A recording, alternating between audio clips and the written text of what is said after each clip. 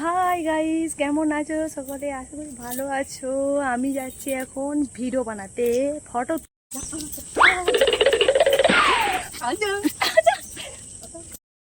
দেখো গাইস, আমাদের চারিপাশের প্রাকৃতিক পরিবেশটা খুব সুন্দর।